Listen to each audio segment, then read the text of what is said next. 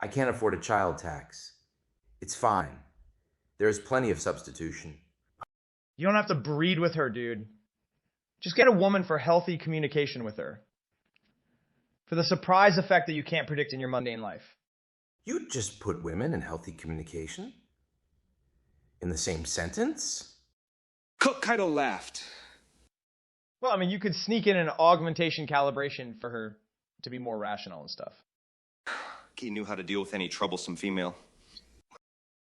And where do you think a guy like me will find a girl? I don't know, Hokkaido. You just have to be out there looking. We could go to a club sometime. How about next Saturday? Are you working then? No, I'm free, dude. My pleasure. But I just don't know if it will work out the way you imagined it. Hokkaido was humble. He knew he hadn't really communicated with women since his birth, and he wasn't born yesterday. No worries. I know this one place where everyone is super chill. What's your brain augmentations model right now? WSC 5400s. It's a bit outdated, but still does everything I need and can think of. Yeah, that should be fine. You just probably won't be able to enjoy the really top shelf visuals to the maximum, but you should have plenty of processing power for us to have a good night out. I'll update it once the boss gives me a raise or a bonus. I'm trying to save up, but I just keep spending it. I also still dream about buying a cat girl with beautiful dresses and lingerie. Kaido was drooling just from the thought alone. I will get the boss to give me an extra 10,000 yen, and I will buy you a cat girl. What do you say, Hokkaido? He smiled like an angel. Oh, just say this is gonna be my very own cat girl. No way, dude. That's just so crazy. Holy shit. The slightly chubby guard was jumping up and down in his seat from excitement. Yeah, no problem. I want you to be happy, Huggy. Again, Ki had spellbound his friend with his velvety narcissism. He enraptured him for the future just in case he ever needed a favor of grandiosity. It was also good to keep someone so close to the boss as loyal as possible. Did you know that Section X stopped paying for and adopting babies? Now, fuck knows what will happen to those who are born without either citizenship or now, without the chance to be taken in by the Yakuza. This overpopulation problem is getting far too serious. It is out of hand and about to become fully blooming chaos like hell on earth. I had heard that the United Nations pulled treaty for human rights. Now, only human beings with citizenship can be subject to it. I already thought that it was quite an awkward move for them. But I guess the situation is far more serious than I expected. Not much good left in the good guys, is there? For centuries, they have hidden behind this artificial, foolish farce of a stinking veil. And now it has fallen like a dirty drape from a golden, godless heaven. What do you think will happen? What will happen with all those people? If human rights don't apply and the Yakuza won't pick these babies up, then they will probably starve to death or be put to death if they are willing to take the next humanely cruel step. They won't have a right for social goods nor a right for clean water, shelter, or food. Hell, without citizenship, they won't even be considered human beings. Those who will find ways to survive will perhaps form their own society with their own rules, perhaps built on cannibalism, but that's just my dystopian fantasy. No, they will probably be killed, just like stray animals. They will be caught and killed. What a disgusting breed we are. Just like microorganisms, we multiply. In fact, apart from a few pets for the rich, there are almost no animals left on the planet that are not used as food. Just an endless crowd of people and bacteria is all that's left. Do you think there will be war? Okay, don't worry. I don't think you have to worry about that, my friend.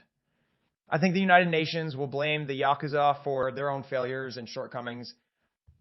I think they will try to paint them as the evildoers once more, but I don't think it will come to war. The world is, in fact, split in two. But war! Now that the world is already, in a sense, ruined or perhaps built, what is the point of a war? The ruins of the world would be just as grim and pathetic as the sophisticated buildings and infrastructures we have now. At least in my world. Humanity has failed. We have become what we truly are, but we aren't much. We are many. That's what we are. And now, It seems we have finally reached the final step where we have ruined life for our own kind. His Hokkaido silently sat by the wheel. He then put it on autopilot and looked around him, observing his beloved world he cherished and was so used to. He saw it changing into a spoiled, ruined chance at greatness. In his mind, he tried to come up with a reply. The fuck is it then that we people really want? If the very selfishness of our breed was a seed of sadness, a faulty creature that ruined the cruel harmony of this planet. That does not sound right at all. If only I was smarter to be able to answer Key. After 10 minutes, the guard was bored and gambling on his pocket device, filling up his daily greed bucket with dopamine. Wouldn't it be a thrill to go to war? Kai tried to wake his friend with excitement. Boy, no, I don't think it would be fun at all. Even less so if I get a cat girl. I wouldn't want to go to war than one bit. Just sit at home and enjoy her cooking. Hokkaido shrugged. We could hack her and modify her into a warbot. You could go to war with her side by side. Now, wouldn't that be an adventure? A love story that the world has not heard of yet? And you would be the first one to experience it? Key laughed at his good-hearted friend who was unwilling to see the world on fire. I know. No fun. I am a man of peace, Kaya. The guard shook his head. A pacifist is what you are. Hockey. Key teased his friend. What is it that you want, Key? Do you want war? Are you just messing around? Is there a greater good in war? I mean, other than solving the overpopulation issue. Not really. I think it is quite a serious gamble with death in our time. I think it would be a thrill for a while, but overall, I'd be absolutely disappointed by humanity. I have to say that I sort of already am from what the world is now. I feel that we have reached the height of our existence. And I am quite unsure if there is an answer for what's next. I feel that we are in a stalemate. They sat quietly for the rest of the ride. They eventually arrived at the Yakuza headquarters, a dark building with mirroring glass high walls and plenty of security bots and rocket systems on the guarding towers. The boss himself enjoyed diplomatic immunity status, yet was paranoid or perhaps just careful. Assassination was a possibility, and he felt that he was likely desired dead by the opposition. He was, after all, the leader of the alternative world, providing for those whom the state had failed. It had been about 220 years since the world had politically split into two. The overpopulated and economically advanced countries had united and created an economic organization to protect their wealth. The rest were left behind the walls of the empire. A beautiful way of life, as old as civilization itself.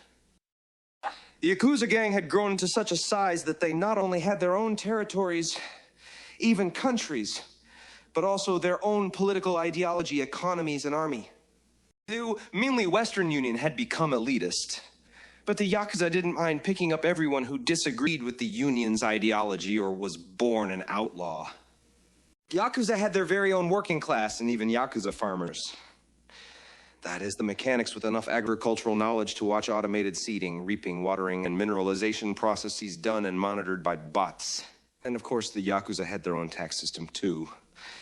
The central bank of Yakuza hospitals, schools, the University of Yakuza, and even the Yakuza police were real and working well. Once the underground criminal organization had almost disappeared in the year 2045, but it came back with a vile momentum and grabbed power with volatile force. When they changed their ways into those of a refined political machine, they could not be stopped. The boss was sitting at his desk going through his speech for the World Congress on the overpopulation problem and the stance of the Yakuza tackling the issue. He was hoping for an agreement, but didn't expect much from the aloof, elitist snobs who, first and foremost, only cared for their own interests. The untamed stupidity of the world was threatening an absolute disaster. The United Nations, pigmen garnished human rights however they liked. Good afternoon, Kay. How are you? Boss was always happy to see Key. I'm excellent, sir. The young man observed the benevolent mustache dancing under the man's nose. He looked at his dark hair split in the middle. Only a carnation flower was lacking for the Asian man to look French. So, Kay, I have a thing for you to take care of. Can you take care of something for me? It is quite important, and I couldn't think of anyone more fitting. The boss had other problems to solve, so he got right to the point. He had known Key since he was a little child. Both parents of the kid were Yakuza senators. Sure. Eli felt a little surprised. The boss usually just asked for specific things, mostly things like an illegal augmentation software extension or an adjustment to manipulate politicians. I have a physical version of the data right here. The boss pulled out a large, thick, white envelope from the drawer. I was too worried to transfer data to your brain storage just in case they would look after traces of data cells. I understand.